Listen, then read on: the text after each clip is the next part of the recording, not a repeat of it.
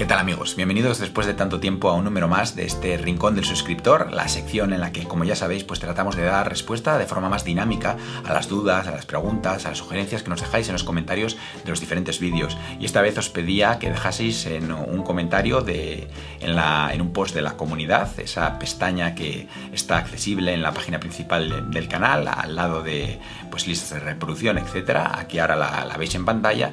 Pues ahí en un post os pedía que dejaseis las preguntas o dudas que tuvieseis para este vídeo de hoy y vamos a elegir las más interesantes. Así que vamos a ponernos manos a la obra y pues voy a empezar a responder sobre todo a aquellas que tienen más puntos de likes, ¿no? Aquellas que habéis votado más y están por lo tanto más arriba en la lista. Así que voy a empezar por aquí. Y tengo aquí a Jimmy Trujillo, que me pide que hable de los títulos de ajedrez, es decir, de cómo se llega a ser maestro FIDE, de ahí cómo se llega a maestro internacional, gran maestro, etcétera, que explique un poco de las normas. Bueno, pues la verdad es que de esto ya hemos hablado en el canal, pero bueno, no tengo inconveniente de volver a tratar aquí este tema, así a ver si queda más claro. Los títulos, pues bueno, hay muchos títulos en el ajedrez, hay títulos femeninos, exclusivos, etcétera, pero bueno, los tres grandes títulos, que es a lo que se refiere el amigo Jimmy, son el título de maestro FIDE, el título de maestro internacional y el título de gran maestro, ¿no? Que tendrían las siglas en inglés de FM, de FIDE Master, y M de International Master o Maestro Internacional en español. Antes se solía hablar mucho de MI, ahora se ve más estas siglas de IM en inglés y luego GM, ¿no? De Gran Maestro, que coincide tanto en inglés como en español, las siglas de GM. Bien, pues estos títulos tienen requisitos distintos para conseguirse, ¿no?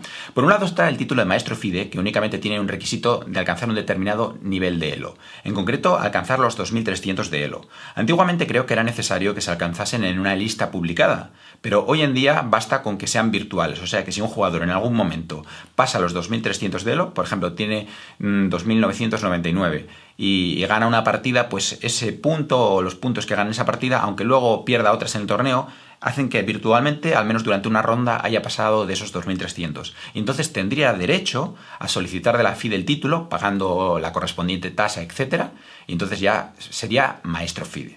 En cambio, los títulos de maestro internacional y de gran maestro son ya cosas más serias, son palabras mayores, porque no basta con alcanzar un determinado nivel, sino que son necesarias las famosas normas. Las normas, que son el resultado de una serie de actuaciones magistrales y que tienen una serie de requisitos que, bueno, pues son bastante complejos. Yo, por supuesto, no pretendo sabérmelos de memoria, pero alguien que quiera conocerlos bien, pues puede encontrarlos sin duda en la página oficial de la Federación Internacional, en la página de la FIDE.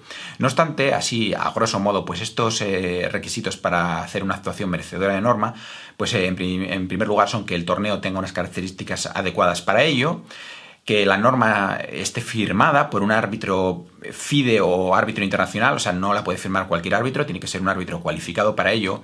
Tenemos que haber jugado una serie de partidas contra jugadores de distintas nacionalidades, de ahí las famosas banderas de las que se habla. A veces se dice, bueno, es que fulanito no ha conseguido la norma porque le faltaba una bandera. ¿Qué quiere decir eso? Que no jugó contra jugadores de nacionalidades lo suficientemente diversas, ¿no? Jugó, por ejemplo, contra jugadores únicamente franceses y españoles. Este requisito de las banderas a veces se omite o se excepciona en torneos nacionales, ¿no? Cuando uno juega el torneo oficial de su país, por ejemplo, el Campeonato de Francia o el Campeonato de Italia, pues ahí, como es de esperar, todos los jugadores van a ser italianos o franceses y por lo tanto no existe ese requisito de las banderas. Luego también está el requisito de los títulos, que uno, pues para conseguir un título de maestro internacional tiene que jugar contra una serie de jugadores titulados, etcétera. No vale hacer una buena actuación contra jugadores que no tengan títulos, sino que tienen que tener títulos oficiales de la FIDE.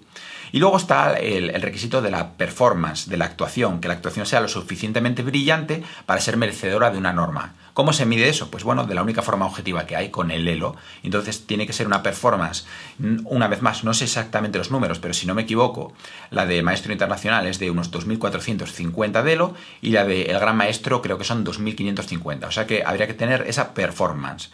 Y por último, además de tener las normas, es necesario que en algún momento el jugador, al igual que pasaba con el maestro FIDE, pues haya tenido 2.400 para que se le otorgue el título de maestro internacional y 2.500 para que se le otorgue el título de gran maestro. O sea que fijaos que son ya elos muy importantes y por lo tanto difíciles de alcanzar por un jugador que no sea profesional, ¿no? Tendría que ser un amateur muy fuerte para llegar a tener esos niveles, ¿no?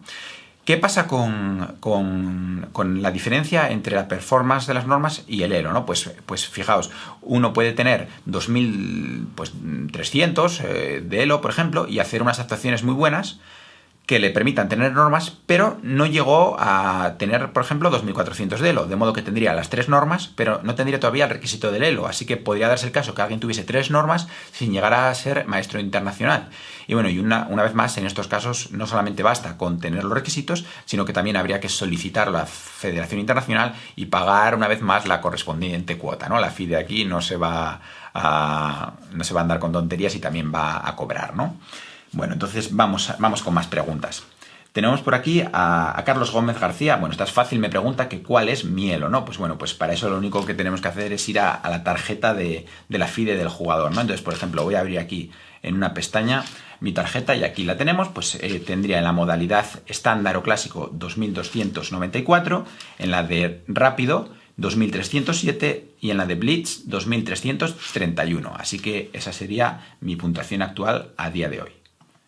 Bueno, vamos a ver si encuentro las preguntas, que ahora al abrir esta pestaña las he perdido por aquí. Bueno, aquí están.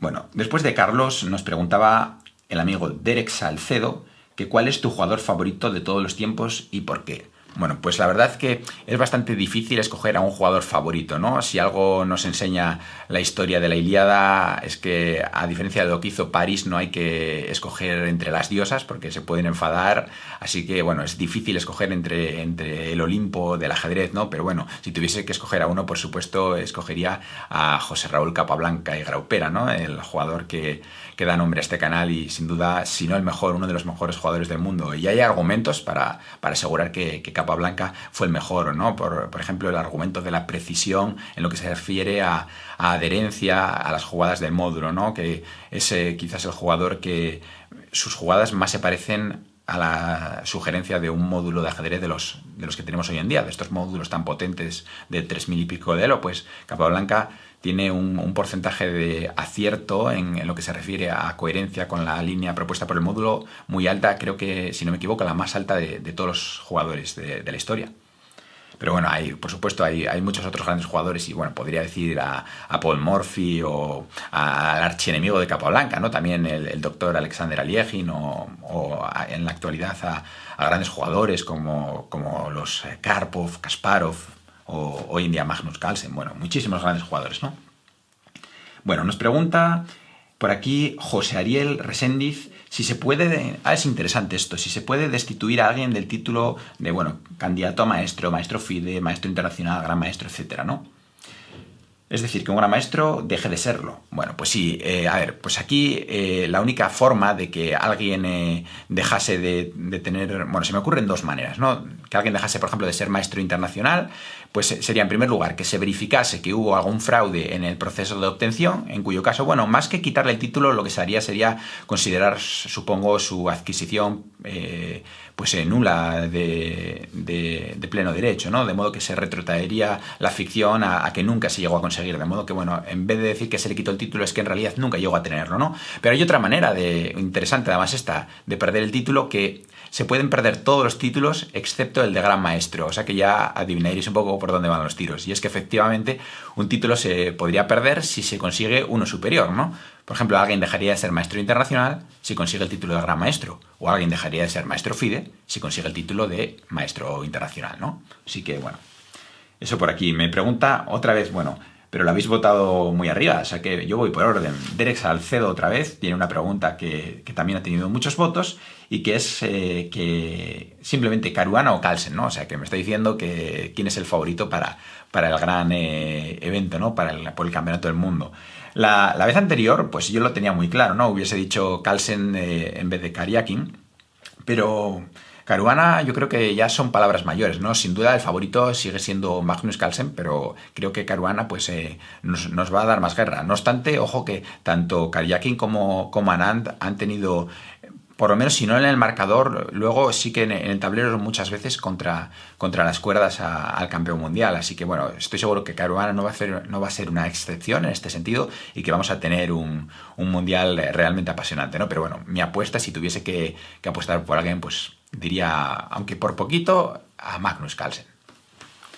Bueno, siguiente, Jarein López o Jarein López, la verdad no sé cómo se pronuncia.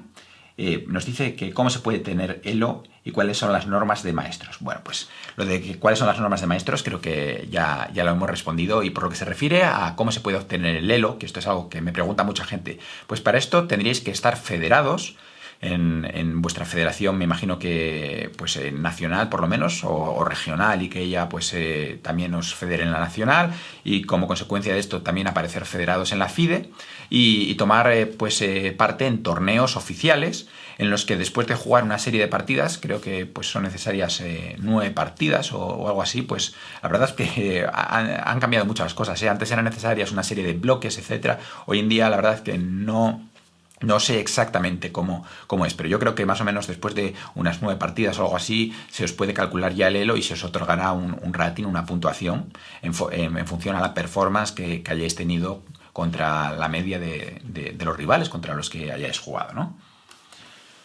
Albertini Tejada, ¿cómo se ganan los títulos? Bueno, pues a esto ya hemos respondido también, así que la damos por resuelta esta cuestión. Y vamos con Carlos R, que dice que ¿qué os parece el set de ajedrez portátil de Magnus Carlsen?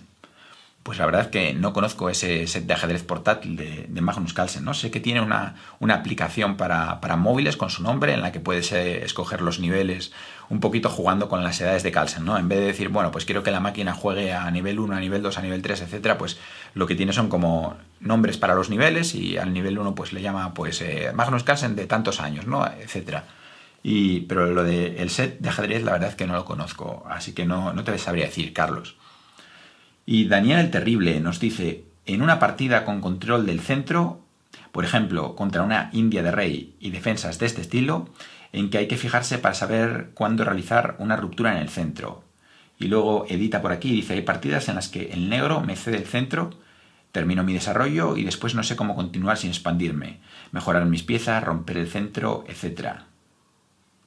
Bueno, pues esto depende mucho de la posición, la verdad. En concreto, en la India de rey es una apertura en la que el centro precisamente suele estar bastante bloqueado, ¿no? Normalmente cuando las negras rompen con peón 4 rey, con E5, el blanco suele cerrar el centro, salvo en la variante del cambio suele jugar D5, y el centro queda bastante bloqueado, ¿no? De modo que, bueno, pues las rupturas serían casi más de flanco. Sería el negro buscaría la ruptura F5 y muchas veces el blanco la ruptura C5, ¿no? No sé si el amigo Daniel se refiere a ese tipo de rupturas, ¿no? Y por supuesto, bueno, el momento de hacerlas, pues depende mucho de la posición, ¿no? Pero las negras harían bien en preparar cuanto antes esa ruptura, porque va a ser prácticamente la base de todo su juego y la que le permite iniciar esos famosos ataques en el flanco de rey que han hecho